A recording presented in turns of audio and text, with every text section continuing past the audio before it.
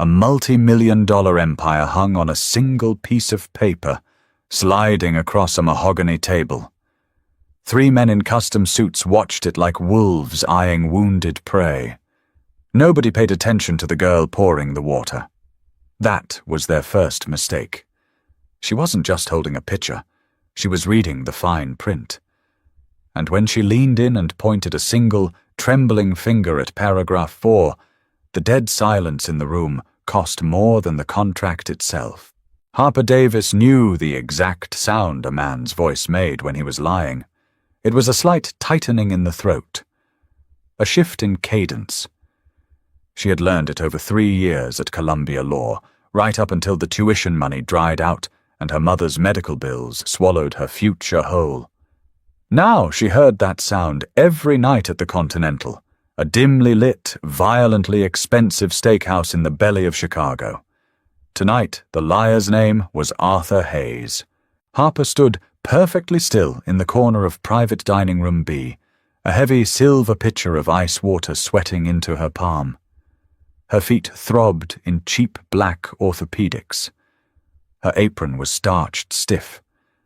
She breathed in the smell of charred ribeye, truffle butter, and the bitter tang of Hayes's nervous sweat. Across the table sat Vincent Carmine. Carmine didn't sweat. He sat perfectly still, a monument of a man poured into a charcoal bespoke suit. He wasn't loud. He didn't wear flashy rings or chew on cigars like a caricature. He just possessed the room. When Carmine breathed, the air in the private dining space seemed to thin out for everyone else. He was the head of the Carmine Syndicate, though the news anchors legally had to call him a logistics magnate. Harper didn't care what he was. To her, he was Table 4. Table 4 liked his water with no ice, his steak medium rare, and absolute silence when he was speaking. "It's a standard merger, Vincent," Hayes said. There it was, the slight tightening in the throat. The lie. Hayes smiled, revealing teeth that were a little too white, a little too perfect. "My trucking routes, your warehouse distribution. We sign, and the union stays off your back for the next 5 years. You get a clean buffer. I get a steady paycheck." Carmine leaned back. He tapped a heavy Mont Blanc pen against his thumb. Tap, tap, tap. The sound was rhythmic, like a metronome ticking down the seconds of Hayes's life. "Standard," Carmine repeated. His voice was a low baritone. It didn't bounce off the walls, it soaked into them. "I like standard, Arthur. Standard means no surprises. I am fundamentally opposed to surprises." "No surprises," Hayes promised, pushing a thick ivory folder across the white linen tablecloth. "Just good business." Behind Carmine stood a man Harper only knew as Russo. Russo looked less like a human and more like a cinder block wearing a tie. He didn't blink. He just watched Hayes's hands. Harper moved forward. It was her job to be a ghost, to pour, to clear, to vanish. She approached the table, keeping her eyes averted, stepping softly on the plush carpet.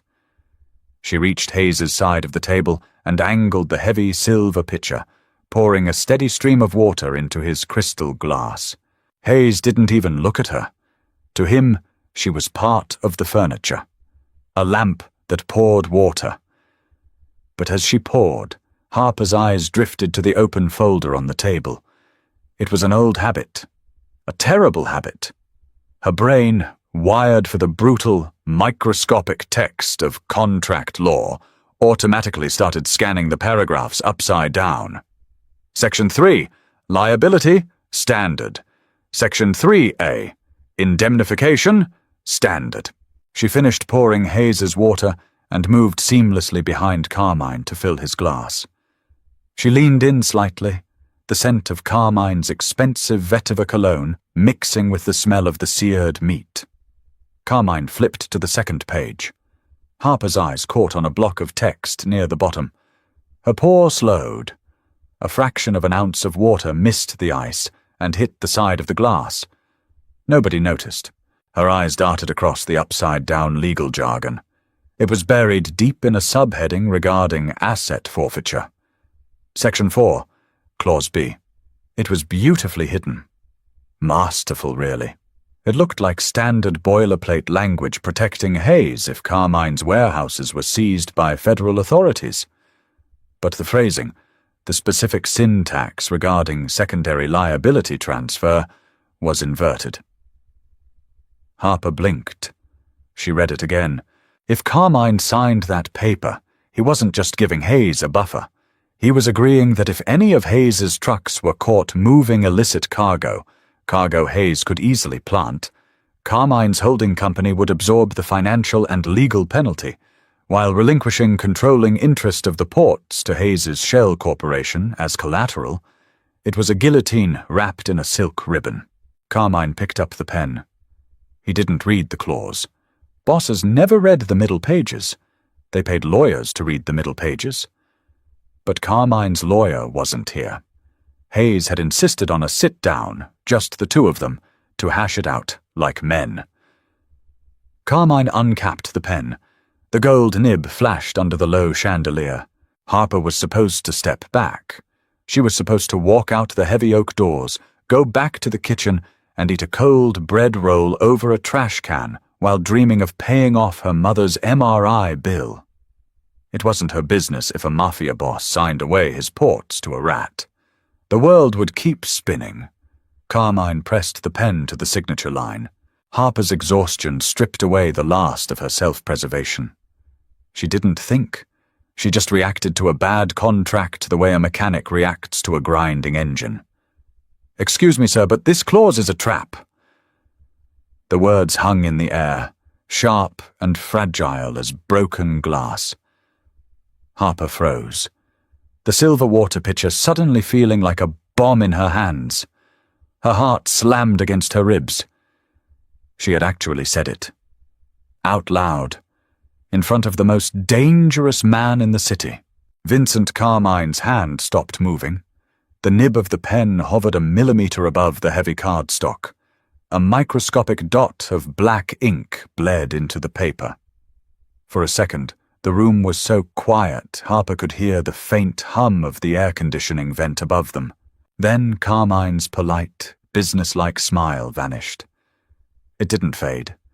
It was just gone, replaced by a cold, hollow stare that made Harper's stomach drop into her cheap shoes. He didn't look up at her right away. He just slowly turned his head to the side, staring at the empty space next to him. Hayes let out a sharp, nervous laugh. "What the hell is this?" He barked, his face flushing violently. He pointed a thick finger at Harper.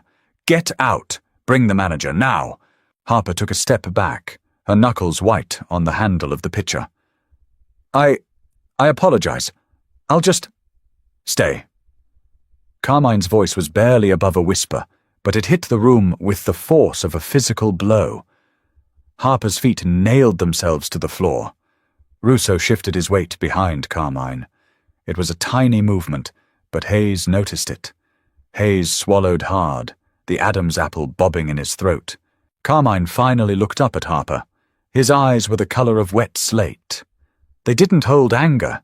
They held a terrifying, absolute calm. "What did you say?" Carmine asked. Hayes slammed his hand on the table. "Vincent, come on, she's await... Arthur!" Carmine interrupted smoothly, never taking his eyes off Harper. "If you speak again while I am conducting an inquiry, Russo is going to staple your tongue to the table. Do we understand each other?" Hayes shut his mouth. He looked sick. Carmine tilted his head, studying Harper. He took in her frayed cuffs, the dark circles under her eyes, the sheer terror radiating off her. "I asked you a question. Answer it." Harper's throat was dry. She looked at the contract, then back at Carmine. "I shouldn't have spoken. I'm sorry." "You did speak," Carmine said. "And now you are going to explain why. You called this a trap. Show me." He rotated the heavy ivory folder, pushing it toward the edge of the table where Harper stood. He tapped the paper with the back of his pen.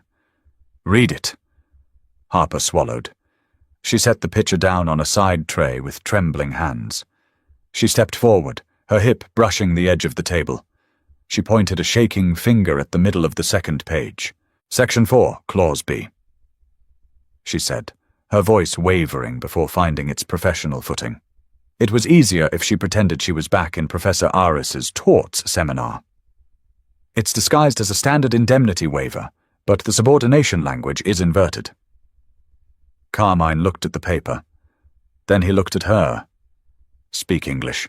Mr. Hayes isn't indemnifying you against federal seizure, Harper said, her voice growing steadier. She pointed to a specific string of Latin terms. He embedded a cross-collateralization trigger. If any of his trucks get popped by the feds, he defaults intentionally. Under this phrasing, your holding company absorbs his criminal penalty. And because you absorbed the penalty, the contract dictates that your controlling interest in the shipping ports transfers to his shell corporation as collateral.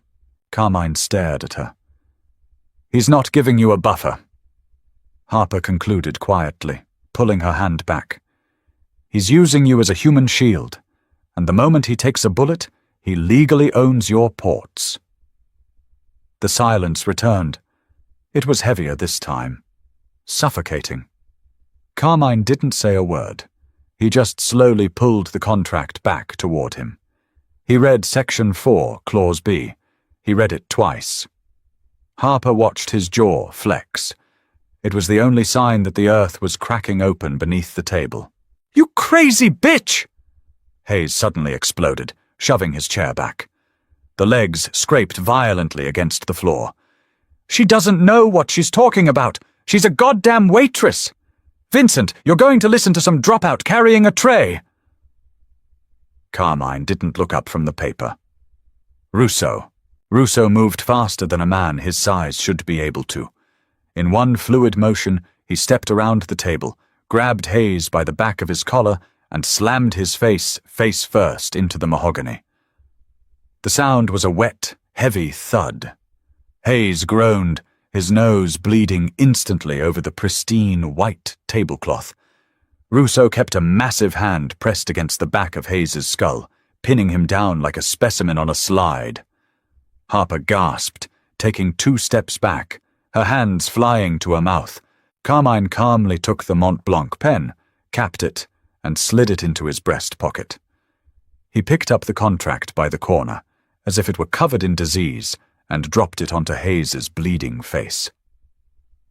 "Arthur," Carmine said, his voice laced with profound disappointment. "You insulted my intelligence, and you ruined a perfectly good dry-aged ribeye." Vinny, please." Hayes mumbled into the wood, spitting blood. "It's a mistake. The lawyers drafted it. I didn't know. Take him to the loading dock," Carmine said to Russo. He waved a dismissive hand. "We'll discuss the nuances of contract law there." Russo hauled Hayes up by the collar. Hayes scrambled to his feet, crying now, begging in a high, reedy pitch, as Russo dragged him towards the private exit at the back of the room. The heavy door opened, swallowed them both, and clicked shut. Suddenly it was just Harper and Carmine in the room. The quiet after the violence was worse than the violence itself. Harper stood frozen by the serving tray. Her lungs felt tight, her breathing shallow. Blood stained the white linen where Hayes's face had been. A single drop of crimson dripped from the edge of the mahogany table, hitting the carpet with a soft pat. Carmine picked up his cloth napkin and calmly wiped a speck of blood off his water glass. He folded the napkin into a perfect square and laid it beside his plate. Then he turned his full attention to Harper. She wanted to run. Every instinct screamed at her to bolt through the swinging doors, sprint out of the restaurant, and keep running until she hit the city limits. But she knew men like Vincent Carmine. You didn't run from them. They just watched you tire yourself out before they caught you. "What is your name?" Carmine asked. "Harper," she said. Her voice cracked. She cleared her throat. "Harper Davis." "Harper Davis." He tested the name out, the syllables rolling smooth and slow over his tongue. He leaned forward, resting his elbows on the table, his slate eyes locking onto hers. Tell me, Harper Davis, why does a girl serving steaks in my restaurant know the definition of a cross-collateralization trigger? I was in law school, she said honestly. There was no point in lying. Columbia. I dropped out. Why? Financial reasons. Carmine tilted his head. Drugs? Medical bills. Harper snapped back, the reflex overriding her fear. She immediately regretted it. My mother. She got sick. The insurance found a loophole. A faint glimmer of something, not quite sympathy, maybe recognition, flashed in Carmine's eyes. Loopholes, he murmured. The weapon of the coward. A man should rob you with a gun, not a fountain pen. He gestured to the empty chair across from him. The one Hayes had just vacated. Sit. Harper stared at the chair. I can't. My manager— I own the building, Carmine said. It wasn't a brag. It was a simple geographic fact. Sit. Harper walked around the table on stiff legs. She avoided looking at the blood on the cloth. She pulled out the chair and sat down, perching on the very edge of the leather cushion, her hands folded tightly in her lap. Carmine poured himself a glass of water from the pitcher she had left behind. He took a sip. You saved me a considerable headache tonight, Harper, he said quietly. Arthur Hayes thought he was clever. He thought because I came up from the streets, because my hands are dirty, I wouldn't see the blade if he hid it in a briefcase. He set the glass down. He was almost right. I was distracted tonight. I was going to sign it. Harper didn't know what to say to that. You're welcome, she offered, her voice small. Carmine let out a short, sudden laugh. It was a dry, scraping sound. I don't believe in debts, he said, his tone shifting back to business. When someone does me a service, I compensate them immediately. It keeps the ledger clean. He reached into his breast pocket and pulled out a sleek, black leather checkbook. He clicked the Mont Blanc pen open again. What were your mother's medical bills? He asked, not looking up as he began to write the date. Harper's eyes widened. No, you don't have to do that. I was just doing my job. Well, actually, I was violating several restaurant policies, but— Carmine stopped writing. He looked at her, his eyes pinning her in place. Never refuse money from a man who is grateful, Harper. It makes him question your motives. The number— Harper hesitated. The debt was a crushing, suffocating weight she carried every day. It was the reason she hadn't slept more than 4 hours a night in 3 years. She looked at Carmine, trying to read the trap. Was there a clause here, too? 84,000, she whispered. And change. Carmine didn't blink. He scribbled a number on the check, ripped it cleanly from the binding, and slid it across the table. It stopped inches from her hands. Harper looked down. It was a cashier's check, drawn from a legitimate holding company. The number written on it was $150,000. Pay off the hospital, Carmine said smoothly. Keep the rest for tuition. A mind that catches a trap like that belongs in a courtroom, not in an apron. Harper reached out, her fingers trembling as they brushed the crisp paper. It felt unreal. It felt like blood money. Maybe it was. Why are you doing this? She asked, looking up at him. 84 was the debt. This is too much. Because you did something tonight that nobody in my organization has done in a very long time, Carmine said. He leaned back in his chair, adjusting his cuffs. What's that? Carmine's slate eyes held a strange, heavy weight. You told me the truth when it was dangerous to do so. He stood up. The meeting was over. Harper clutched the check tightly, standing up with him. "Go home, Harper Davis," Carmine said, turning toward the door. "Pay your debts. Finish your degree." He paused, his hand on the brass doorknob. He looked back at her over his shoulder. The coldness in his eyes was gone, replaced by a sharp, predatory calculation. "And when you pass the bar," Carmine said, his voice dropping an octave, "you are going to come work for me." He didn't wait for an answer. The heavy oak door clicked shut behind him, leaving Harper alone in the quiet room, the weight of the paper in her hand suddenly feeling exactly like a contract she had just signed without reading. The bank teller's name tag read Brenda. Brenda wore thick, tortoise-shell glasses and had a habit of chewing on the inside of her cheek. Right now, she was chewing hard enough to draw blood. She looked at the cashier's check on the laminate counter. Then she looked at Harper. Then she looked back at the check. "Miss Davis," Brenda said, her voice dropping to a conspiratorial whisper that echoed loudly in the quiet, sterile lobby. "This is drawn from Carmine Logistics. It's for $150,000. I am aware of the amount," Harper said. Her voice was flat. She hadn't slept. The smell of charred ribeye and Arthur Hayes's copper blood was still stuck in the back of her throat. "Is this a settlement?" Brenda asked, her eyes darting to Harper's cheap, scuffed shoes and the faded hem of her trench coat. The discrepancy between the girl and the paper was too massive to ignore. "Because if it's a settlement, we usually need accompanying legal documentation for a deposit of this size to clear the fraud division." Harper leaned in closer to the glass partition. She didn't blink. "It's a gift, from a grateful employer. The routing numbers are legitimate, Brenda. The account is flush. Call the issuing branch if you need to, but clear the funds." Brenda hesitated, typing something into her keyboard with stiff fingers. The machine chugged. The printer whirred. 5 minutes later, Harper walked out into the biting Chicago wind with a deposit slip that weighed heavier than her own soul. She didn't go home. She took the red line straight to St. Jude's long-term care facility. The smell hit her the moment the elevator doors opened on the 4th floor.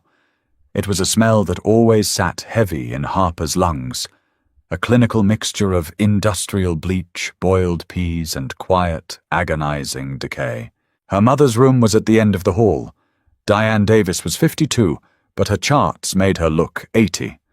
Early-onset aggressive multiple sclerosis had stripped her of her mobility, then her independence, and finally, her savings. Harper pushed the door open.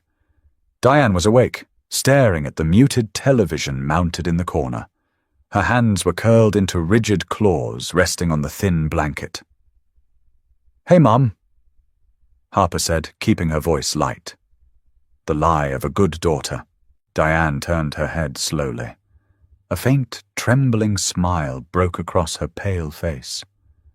"Harper, you're early. Did you get cut from your shift?"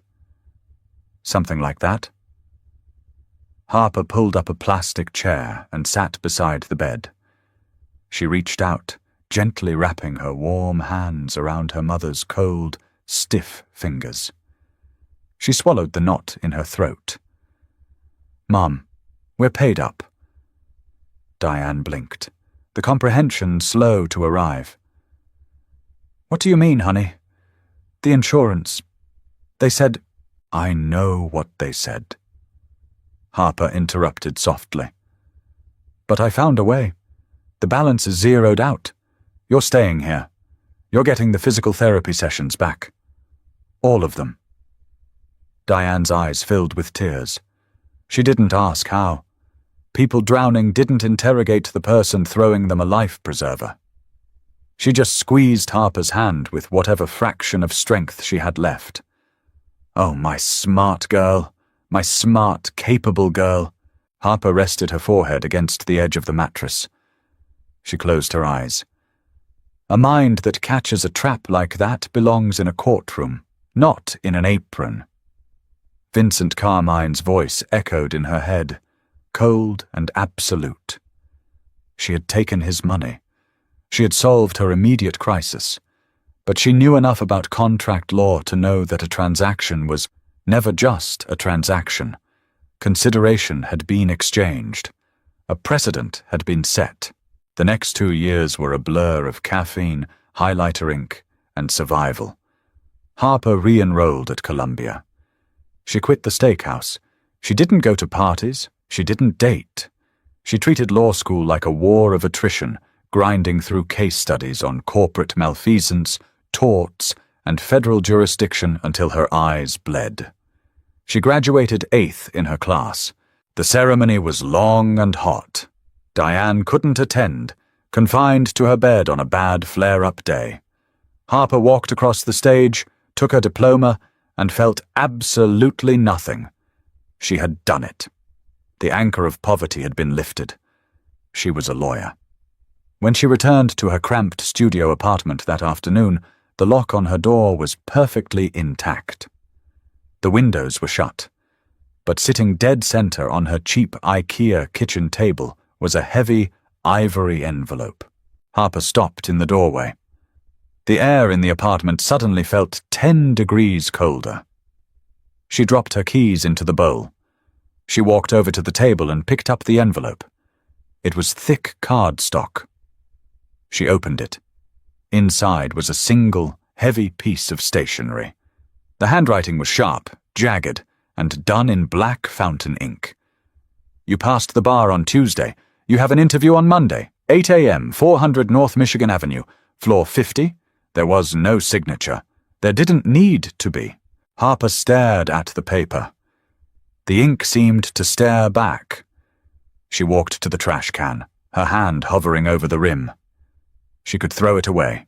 She could apply to a mid-tier firm, work 90 hours a week drafting cease and desist letters for mid-level tech startups, and pretend the night at the steakhouse never happened. She stood there for 10 minutes. The paper grew warm in her hand. Slowly she pulled her hand back from the trash. She set the letter down on her nightstand. 400 North Michigan Avenue was a skyscraper that looked like a freshly sharpened knife. It was all steel and mirrored glass, reflecting the grey Chicago skyline with brutal indifference. Harper stood in the lobby at 7:45 a.m. She wore a charcoal grey skirt suit she had bought off the rack at a department store and tailored herself using a sewing kit. She looked professional. She felt like a fraud. "Harper Davis." The voice came from behind her, deep, gravelly, and entirely lacking warmth. Harper turned. Russo was standing near the security turnstiles. He wasn't wearing a bodyguard's cheap suit anymore. He was wearing navy Tom Ford. The cut hid the bulk of his shoulders, but it couldn't hide the flat, dead look in his eyes. He still looked like a man who could separate a spine from a skull before his morning coffee. "Follow me," Russo said. He didn't ask for ID. He didn't check her in with the desk. He just scanned a black keycard and walked through the gate. Harper followed him into a private elevator. There were no buttons. Russo swiped his card again, and the machine shot upward, a silent, stomach-dropping ascent. "How is Mr. Hayes?" Harper asked, staring straight ahead at the brushed steel doors. It was a test, a stupid one, but she needed to know where the boundaries were. "Arthur retired," Russo said, not looking at her. "He moved to a farm upstate, very quiet." "I see." Harper gripped the handle of her briefcase. Dead. Arthur Hayes was dead. The elevator pinged. The doors slid open to reveal floor 50. Harper expected shadows. She expected cigar smoke and men with broken noses playing cards. Instead, she stepped into a pristine, sun-drenched reception area. Abstract modern art hung on the walls. 3 women in tailored dresses typed furiously on sleek monitors. It looked like the headquarters of a Fortune 500 hedge fund. Russo led her past the reception desk, down a long hallway lined with glass-walled offices. Inside, men and women in sharp suits reviewed documents, took phone calls, and pointed at whiteboards. "What is this place?" Harper murmured. "This is Carmine Holdings." Russo said, "We move freight. We build high-rises. We manage waste." He stopped in front of a set of double oak doors at the end of the hall. He opened one and gestured for her to enter. The corner office was massive. 2 walls were entirely floor-to-ceiling glass, offering a dizzying, godlike view of Lake Michigan and the sprawling city below. Vincent Carmine stood with his back to the door, hands in his pockets, looking out at the water. He wore a perfectly tailored slate blue suit. His dark hair was brushed back, threading slightly with silver at the temples. 2 years had passed, but his presence still possessed the same suffocating gravity. "You're 5 minutes early," Carmine said. He didn't turn around.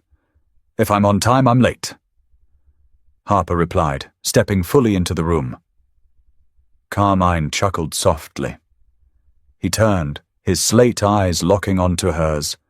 The predatory calculation she remembered from the steakhouse was still there, but now it was framed by professional curiosity. "Have a seat, Harper." He gestured to the leather chairs in front of his massive mahogany desk. Harper sat down. She kept her spine rigidly straight. She placed her briefcase on the floor beside her ankle. Carmine walked behind his desk but didn't sit. He leaned against the edge, crossing his arms, looking down at her. "You graduated 8th in your class. You scored in the 99th percentile on the bar exam. You wrote your final thesis on the exploitation of jurisdictional ambiguities in maritime shipping." He paused, a faint smile playing on his lips. "I found the thesis particularly flattering. I didn't write it for you," Harper said, keeping her voice even. "No, you wrote it to understand me." Carmine corrected smoothly. "You spent the last 2 years dissecting the mechanics of my world, trying to figure out how I move the pieces without getting caught. I wanted to understand how a man can operate a multi-billion-dollar logistics empire while simultaneously running the largest undocumented syndicate in the Midwest." Harper said. It was out. She had crossed the line from polite fiction into dangerous truth. Carmine's smile faded. The temperature in the room seemed to drop. He uncrossed his arms and leaned closer to her. "And what did you conclude, counselor?" "That you don't break the law," Harper said, holding his gaze. "You bend it until it snaps, and then you pay the politicians to sweep up the shards." Silence stretched between them. The faint hum of the city traffic below was the only sound. Then, Carmine walked around the desk and sat in his high-backed leather chair. "My previous general counsel was a man named Sterling. He went to Harvard. He wore bow ties. Last month, Sterling drafted a zoning acquisition for a new warehouse district in the South Side." Carmine opened a drawer, pulled out a thick file, and dropped it onto the desk. "Sterling assured me it was ironclad. He assured me the city council would approve it.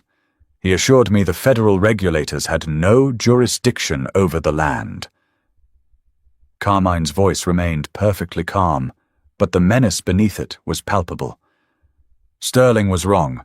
The feds raided the site yesterday. They seized 3 trucks and froze a holding account." Harper looked at the file. "Where is Sterling?" "Sterling is currently seeking new employment through a tube in an ICU." Carmine leaned back, steepling his fingers. "I don't hire lawyers to tell me what I want to hear, Harper. I hire them to see the traps. You saw a trap when you were carrying a water pitcher. Let's see what you can do with a law degree." He pushed the file across the desk. "This is a mess," Carmine said. "The federal prosecutors are circling. They want to tie the trucks to me directly. I need an injunction. I need a wall built between my name and that warehouse, and I need it built by Friday." Harper looked at the file. She looked at Carmine. "If I do this, I'm crossing a line. I'm actively subverting a federal investigation. If you do this, Carmine countered, his eyes dark and absolute. You start at $300,000 a year, you get a corner office, and you ensure that your mother receives round-the-clock, private in-home care for the rest of her natural life. Harper's breath hitched. He had done his research. He knew exactly which lever to pull. He wasn't just offering her a job, he was offering her a fortress. I don't know maritime defense litigation in practice, Harper said, her voice tight. I only know the theory. Then learn fast, Carmine said. He turned his chair toward the window, dismissing her. Bring me a solution by tomorrow morning, or don't come back. Harper didn't sleep. She sat in her cramped apartment, surrounded by towering stacks of legal precedents, federal zoning statutes, and the contents of Carmine's file. The file was a disaster. Sterling hadn't just made a mistake. He had been lazy. He had used a standardized shell corporation template to purchase the land, failing to mask the secondary shareholders. The federal prosecutors had easily traced the money from the shell corporation back to a holding company managed by Russo. Russo was the weak link. If they squeezed Russo and Russo broke, which Harper doubted, but prosecutors didn't know that, they could indict Carmine under RICO statutes. By 3 a.m., Harper was running on black coffee and adrenaline. She read through the federal seizure warrants. She read through the city's zoning ordinances for the South Side District. She kept circling back to a single detail. The land Carmine had purchased wasn't just an empty lot. It bordered an abandoned industrial canal. At 4:15 a.m., she found it. A piece of legislation passed in 1978 regarding environmental remediation in industrial waterways. Harper smiled. It was a cold, sharp smile. At 8 a.m. sharp, Harper walked back into floor 50. She ignored the receptionist, bypassed Russo in the hallway, and pushed open the double oak doors to Carmine's office. Carmine was already at his desk, drinking espresso and reading the Wall Street Journal. He looked up, his expression unreadable. Harper walked up to the desk and dropped a slim, 5-page brief right on top of his newspaper. You don't need an injunction, Harper said, her voice raspy but steady. An injunction is defensive. It implies we have something to hide. We are going to go on the offensive. Carmine slowly lowered his coffee cup. He looked at the brief, then up at her. Explain. Harper leaned over the desk, pointing at the top document.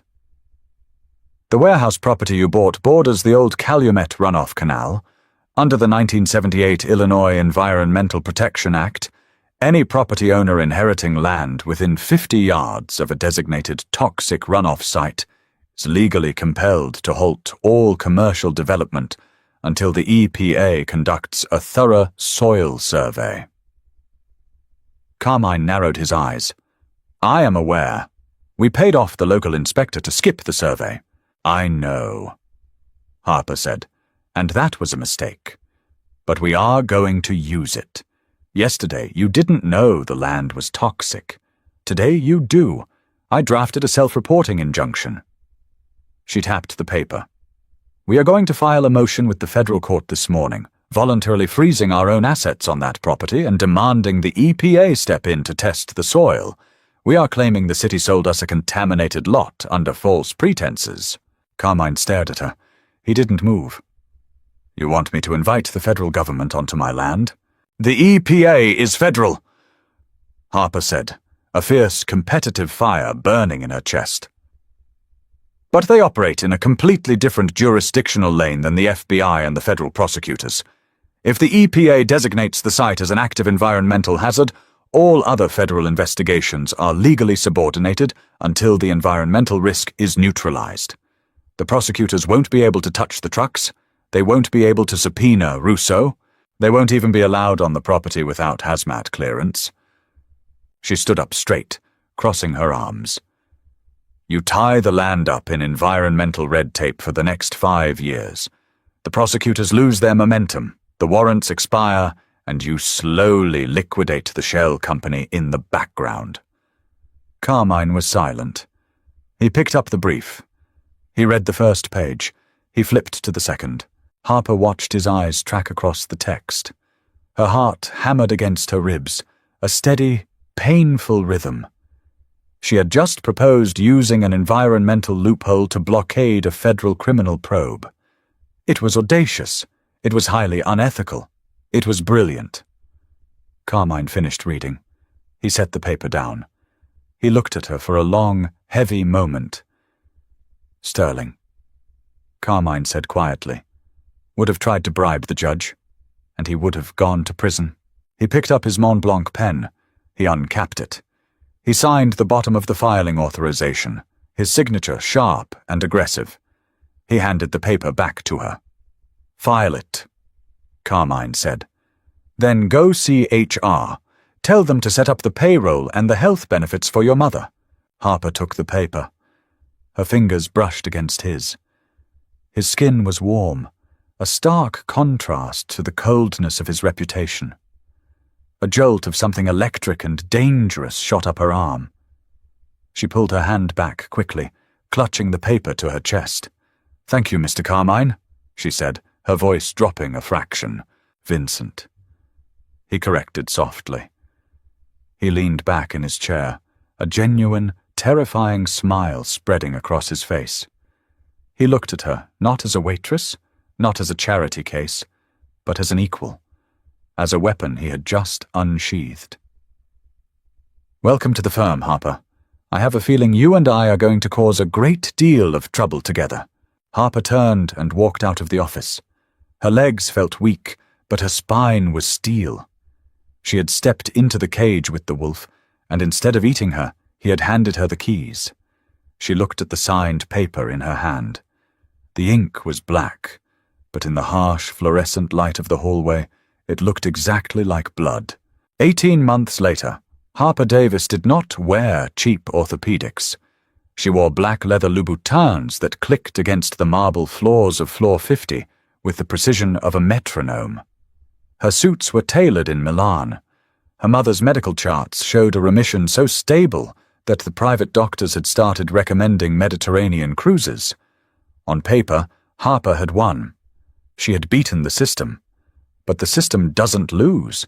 It just changes the game. It was 11:45 p.m. on a Tuesday. The glass tower was dead quiet, the sprawling city below reduced to a grid of amber and white headlights. Harper sat at her desk, staring at a laptop screen until the letters blurred into meaningless shapes. Her office was no longer a makeshift cubicle. It was a sprawling corner suite, separated from Vincent Carmine's by a single wall of frosted glass. She rubbed her temples. A half-empty glass of Macallan 18 sat next to a stack of offshore incorporation documents. The law was a living, breathing thing. Harper had learned that quickly. It wasn't a set of rigid rules, it was a heavily guarded fence. If you had enough money, you could buy a gate. If you had enough power, you could simply move the fence. Over the last year and a half, Harper had moved miles of fencing for Vincent. She had buried federal audits in administrative purgatory. She had restructured holding companies into dizzying, impenetrable labyrinths. She had kept his hands completely clean. But a clean hand usually meant someone else was holding the dirt. The frosted glass door between their offices slid open. Vincent walked in. He had discarded his suit jacket hours ago. His tie was loosened, the top 2 buttons of his crisp white shirt undone, revealing the faint edge of a dark, jagged scar near his collarbone. He looked tired. It was a rare vulnerability he only allowed when the two of them were alone. "You are going to burn out your retinas, counselor," Vincent said. His voice was a low, resonant rumble that still made the hairs on the back of Harper's neck stand up. "I'm reviewing the Cayman manifests," Harper replied, not looking away from the screen. "Someone flagged a discrepancy in the tonnage reports from the Miami port. It's small, barely 2%, but it's consistent over the last 3 quarters. Vincent walked over to her desk. He didn't sit in the client chairs. He moved around to her side and leaned his hip against the edge of her mahogany desk, crossing his arms. He was close enough that she could smell the familiar, intoxicating blend of vetiver, expensive coffee, and cold night air. 2%. Vincent repeated. A rounding error. There are no rounding errors in logistics, Vincent. Harper said. She finally looked up. Her eyes met his. The air in the room instantly grew heavier, charged with that familiar, unspoken static that had been building between them for months. 2% means someone is skimming.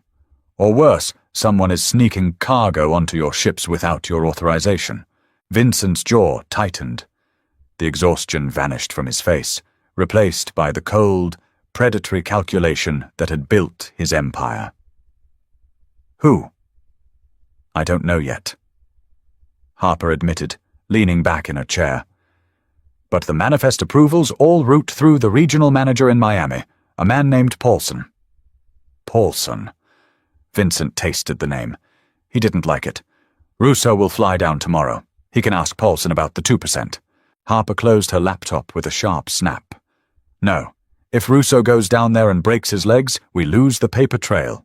If Paulson is moving illicit cargo on our ships, he's exposing the holding company to federal RICO statutes. We need to freeze his access, audit the local servers, and fire him with cause. We bleed him legally, not physically. Vincent looked down at her. His slate eyes were intense, unreadable. You prefer to bankrupt a man rather than bleed him. Bankrupting him doesn't leave DNA on the carpet. Harper shot back. A slow, dark smile spread across Vincent's face. He reached out, his knuckles lightly brushing against the edge of her laptop. It was a casual gesture, but nothing Vincent did was truly casual. You've grown ruthless, Harper. I learned from the best. The silence stretched. It wasn't the suffocating silence of the steakhouse 2 years ago. It was the heavy, pulling silence of gravity. The space between them felt razor-thin. Harper's heart picked up a frantic rhythm against her ribs. She was a lawyer. She lived by boundaries, by strict codes of conduct. But with Vincent, the lines had blurred so completely she couldn't tell where her job ended and her life began. Go home, Vincent said softly. The command lacked its usual edge. You've been here for 16 hours. The Empire will not collapse before sunrise. I need to prep the injunctions for the morning, she argued, though her voice lacked conviction. Harper. He leaned in closer. His hand moved from the laptop, his fingers grazing her shoulder. The touch burned through the silk of her blouse. Go home. She swallowed hard. She nodded once. As she packed her briefcase and took the elevator down to the empty lobby, the ghost of his touch lingered on her skin. She told herself she was just doing her job. She told herself she was just a very highly paid employee. It was the most pathetic lie she had ever told. The next morning, the lie shattered completely. Harper arrived at floor 50 at 7 a.m. The receptionist wasn't there. The phones weren't ringing. Instead, the glass doors to the main lobby were propped open, and 4 men in cheap, off-the-rack suits were standing in the reception area. They weren't clients. They had the stiff, hyper-aware posture of law enforcement. Harper froze. Her legal instincts engaged instantly, overriding her panic. She gripped her briefcase and walked forward, her heels clicking sharply against the tile. "Can I help you, gentlemen?" she asked, her voice projecting authority. The oldest of the group, a man with a graying mustache and a rumpled trench coat, turned to face her. He held up a thick manila envelope. "We're looking for Vincent Carmine," the man said. He didn't smile. "Mr. Carmine is not currently available." Harper said smoothly, "I am Harper Davis, General Counsel for Carmine Holdings. If you have business with this firm, you address it with me." The man looked her up and down. He didn't seem impressed by the Prada suit. Thomas Ricks, he said, flashing a gold badge. United States Attorney's Office. I have a federal subpoena for all shipping manifests, server hard drives, and financial ledgers related to the Miami port operations. Harper's blood ran cold. Miami. The 2%. Ricks stepped closer, handing her the envelope. We also have an arrest warrant. Harper didn't take the envelope. She kept her hands firmly at her sides. On what grounds, Mr. Ricks? A subpoena of this magnitude requires substantial probable cause, not just a fishing expedition. Oh, it's not a fishing expedition, Counselor, Ricks said, a smug satisfaction creeping into his voice. We have a cooperating witness. Your Miami manager, Paulson. He came to us last night. He confessed to moving untraceable firearms through the Carmine shipping lanes, and he signed a sworn affidavit stating he was doing it under direct orders from Vincent Carmine. The floor seemed to drop out from beneath Harper. Paulson wasn't just skimming. He was a rat. He had realized Harper was auditing his books, panicked, and ran to the feds, trading a fabricated story about Vincent in exchange for blanket immunity. You have 5 minutes to produce your client, Miss Davis, Ricks said, checking his watch. Or we start kicking down doors. Harper didn't blink. She didn't let a single ounce of fear show on her face. She looked at Ricks with absolute, freezing contempt. If you kick down a single door in this office, I will personally see to it that the Bivens action I file against you strips you of your pension and your home. Harper said evenly. Wait here. She turned on her heel and walked rapidly down the hallway. Her heart hammered wildly, but her mind was terrifyingly clear. Paulson had boxed them in. A sworn affidavit from a regional manager regarding illegal firearms trafficking wasn't just a corporate headache. It was a federal trafficking charge. It meant no bail. It meant asset seizure. It meant the end of the empire. She pushed open the heavy oak doors to Vincent's office. Vincent was standing by the window, talking on a burner phone. He took one look at Harper's face and hung up. Feds, Harper said, locking the door behind her. U.S. Attorney Thomas Ricks. They have a subpoena for the Miami servers and an arrest warrant for you. Paulson flipped. He's claiming the guns were your idea. Vincent didn't flinch.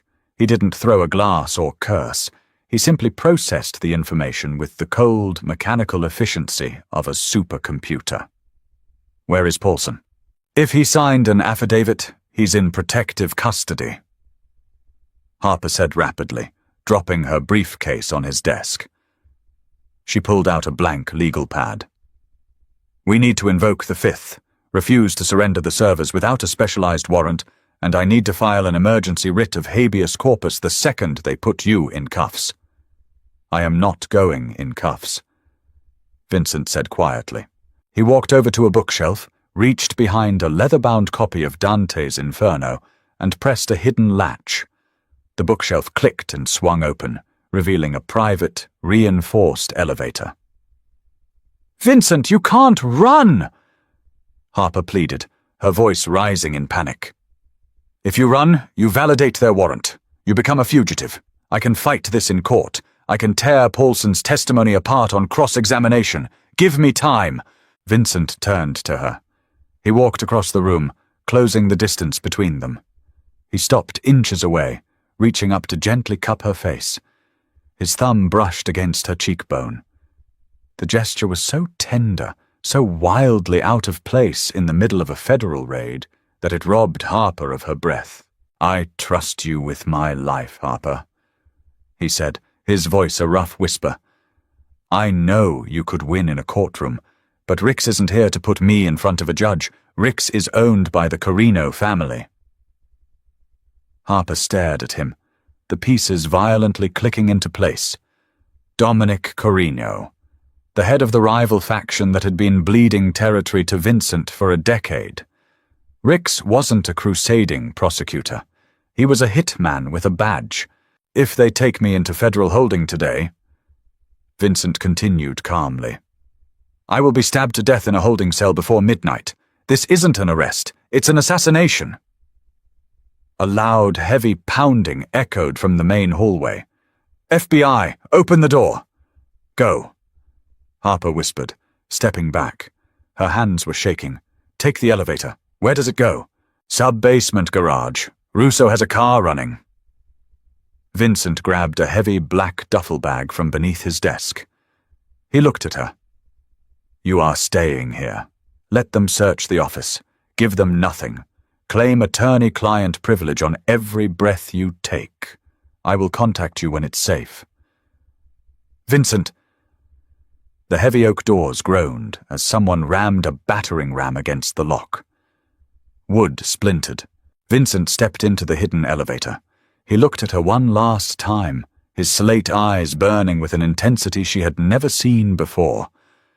"I'll come back for you." The bookshelf swung shut, sealing seamlessly.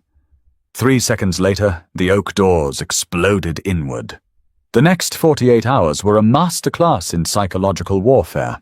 Harper sat in a sterile, windowless interrogation room at the Federal Building. Ricks sat across from her, sweating through his cheap shirt, slamming files on the table. He threatened her with obstruction charges. He threatened to revoke her law license. He threatened to audit her mother's care facility. Harper gave him nothing. She became a machine. She recited case law. She invoked privilege. She stonewalled him with the cold, immovable force of a glacier. By the 3rd day, a federal judge ordered her release due to lack of evidence holding her. Harper walked out of the Federal Building into the biting Chicago rain. She hailed a cab and gave the driver the address to a secure, secondary safe house. A bleak, industrial warehouse in the meat-packing district that Vincent kept completely off the books. She arrived at 2 a.m. The rain was coming down in sheets. She slipped through the rusted side door, stepping into the darkness. The smell of copper and damp concrete hit her instantly. "Russo?" she called out softly. A shadow moved. Russo stepped into the dim light of a single bulb.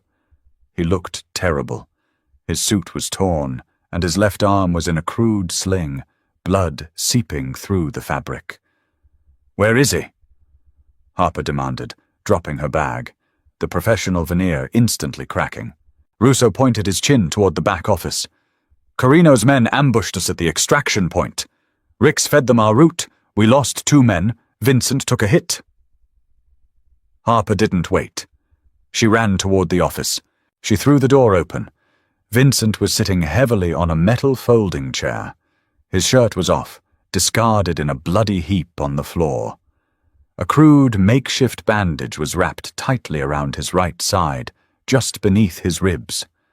The stark white gauze was already blooming with a terrifying, dark red stain. He was pale, his skin slick with cold sweat, but his eyes were open.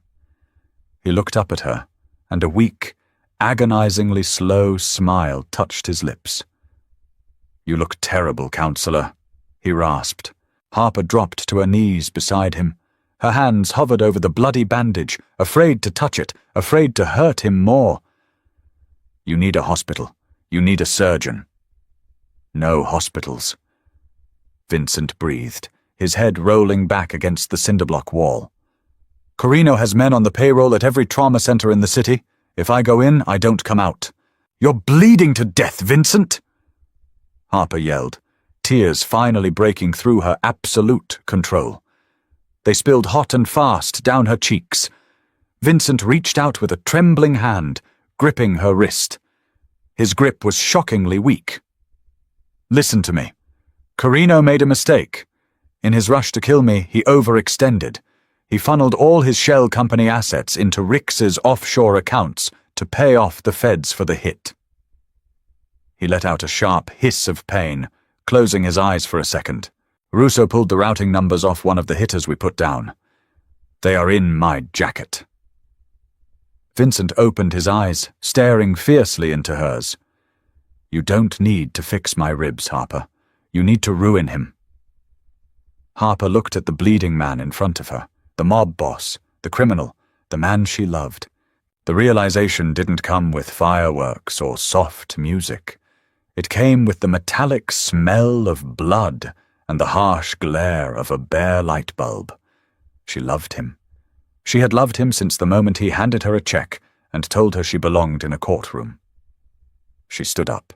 She wiped the tears from her face with the back of her hand, leaving a smear of dark mascara. She walked over to his discarded, blood-soaked jacket and dug through the pockets. Her fingers brushed against sticky, wet fabric, but she didn't flinch. She found a crumpled piece of paper with a string of heavily encrypted Swiss routing numbers. Harper pulled her encrypted laptop from her bag. She sat cross-legged on the cold concrete floor, balancing the machine on her knees. "Russo!" Harper called out without looking away from the screen. "Get the medical kit. Keep pressure on that wound. If he dies while I'm doing this, I'm going to kill you myself." Russo grunted, moving quickly into the room with a trauma bag. Harper's fingers flew across the keyboard.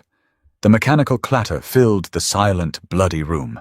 Carino had used a series of nested shell corporations to move the bribe money.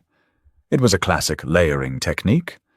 But Harper knew shell corporations better than anyone in the city.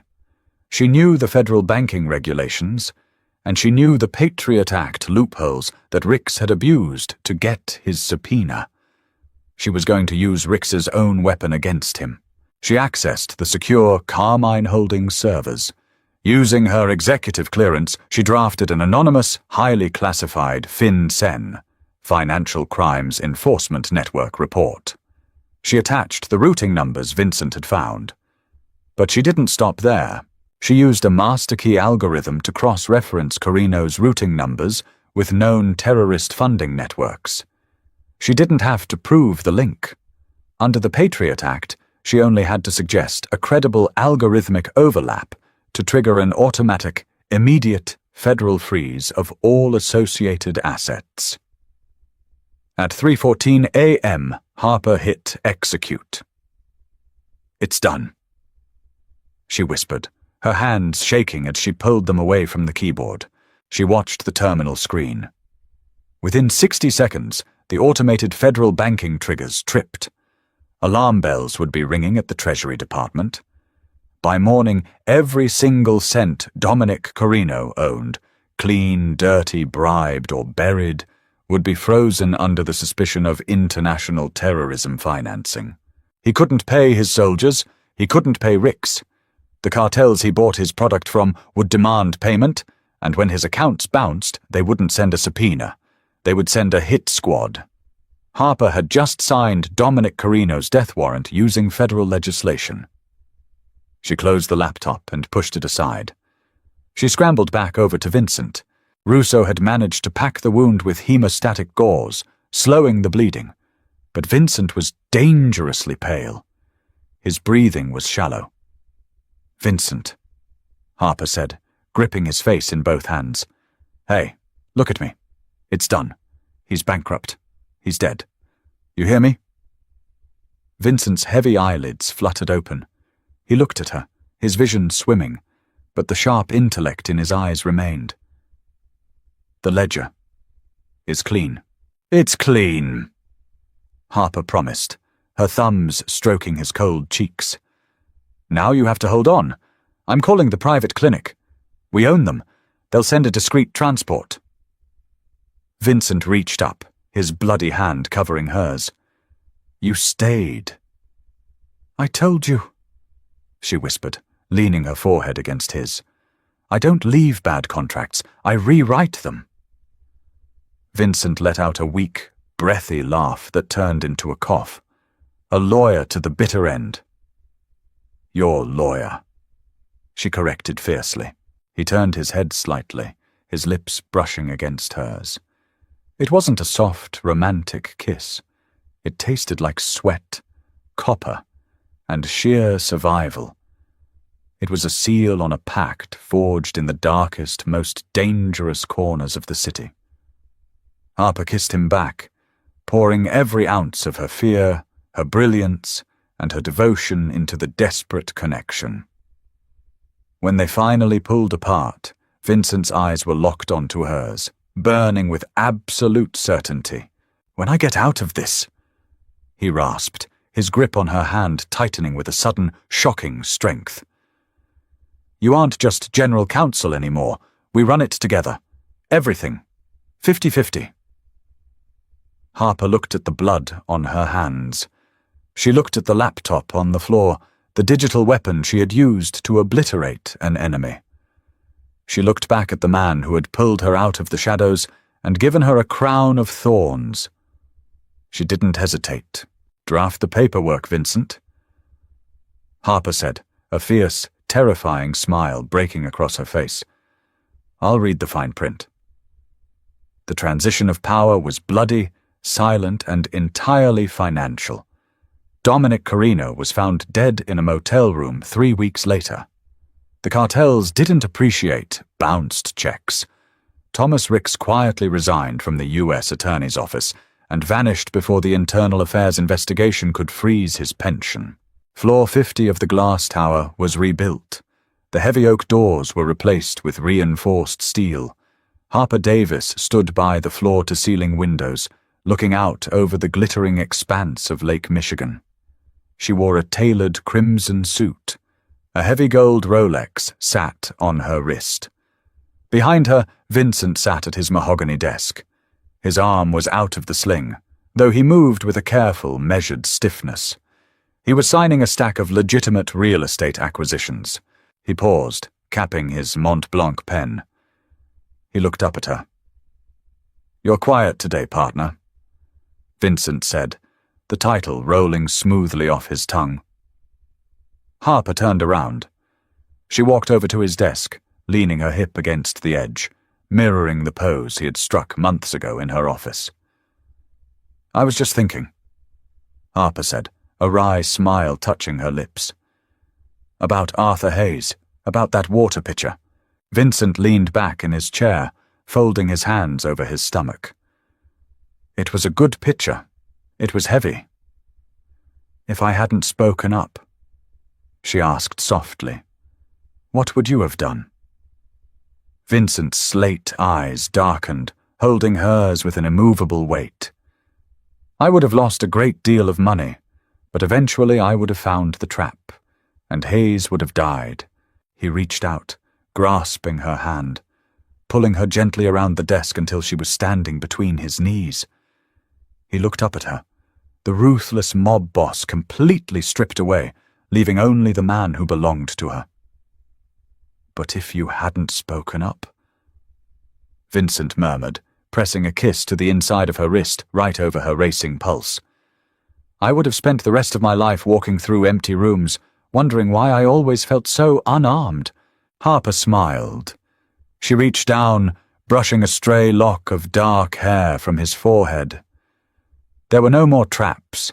There were no more hidden clauses. They had burned the old contracts to the ground, and from the ashes they had written their own rules. And the ink was perfectly, permanently black. Did Harper's brilliant legal maneuvering and unbreakable loyalty to Vincent keep you on the edge of your seat? This dark, grounded journey from a struggling waitress to a Mafia queen proves that sometimes the most dangerous weapon in the room isn't a gun. It's a mind that knows how to read the fine print. If you loved this intense, strategic romance, hit that like button and share the story with your friends. Don't forget to subscribe to the video and ring the bell so you never miss another thrilling, high-stakes drama. Let us know your favorite twist in the comments below.